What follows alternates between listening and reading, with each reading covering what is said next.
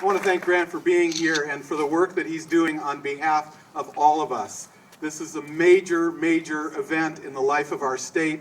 It takes everybody's heart, everybody's hands, everybody's voice, everybody's will to do what we know needs to be done this November, and that is to defeat the marriage amendment. And Grant, you're giving us great leadership on that. We do appreciate it.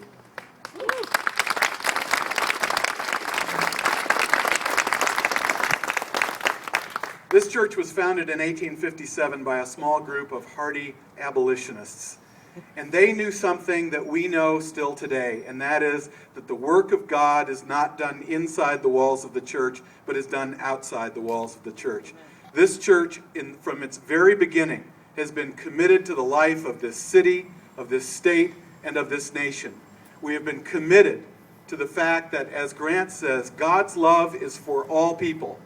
And anything that impinges on the ability of people to be together in loving relationships, we say we can't be there for that. We want to say loving relationships, loving, committed relationships are a gift of God, and they need to be celebrated, they need to be held up, they need to be honored, and we need, as a people, gay and straight and everything in between, we need, as a people, to hold up that right of all people to love whom they are called to love.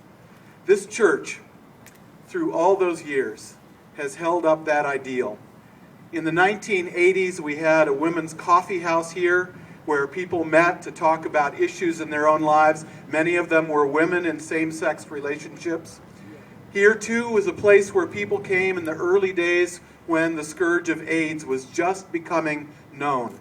People met here to find out what they needed to know and how they could support one another, how they could get through that awful storm that was lying ahead of them. And here too today, and I am so proud of this congregation. Forgive me, I guess I'm allowed a little bit of pride here.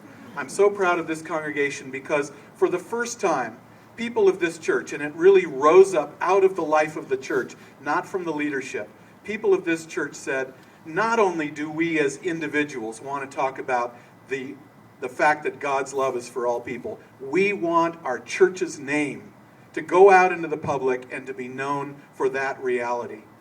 And so 3 weeks ago today, this congregation voted 363 to 21 to say Plymouth Church, not just the individuals here, but Plymouth Church wants to stand against this amendment and for same-sex couples, committed same-sex couples to live out their lives together. So we are going to, as Grant said, we're going to deliver 1,000 votes against the amendment from this congregation. We are going to have 10,000 conversations with people we love, some of whom may be confused about this issue, some of whom may be wavering about it. We're going to have those 10,000 conversations, and we're going to have them in love. We're going to have them calmly, we're going to have them lovingly, we're going to have them reasonably, but we are going to witness for God's love through those 10,000 conversations. We're going to have educational events, we're going to have celebratory events, we're going to have events like the service we have tonight, held once a month, Healing Minnesota services on the fourth Sunday evening of every month at 5 o'clock, where we can gather. And it's not a pep rally, it's not a political rally. It's time for us to gather together in solidarity and love for one another and love for all of God's creatures. So thank you all for being here. Thank you for the work you do for this issue and for all the things that affect the people of God, whether it's about housing or poverty or whatever else.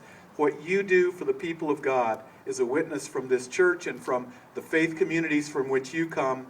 We are grateful for what you do. And it's my honor to introduce to you, and many of you know her, the Reverend Rebecca Volkel, who is a faith work director with the National Gay and Lesbian Task Force. And I just introduced Rebecca to my wife, and my wife's comment as we walked away was, boy, she's got wattage. And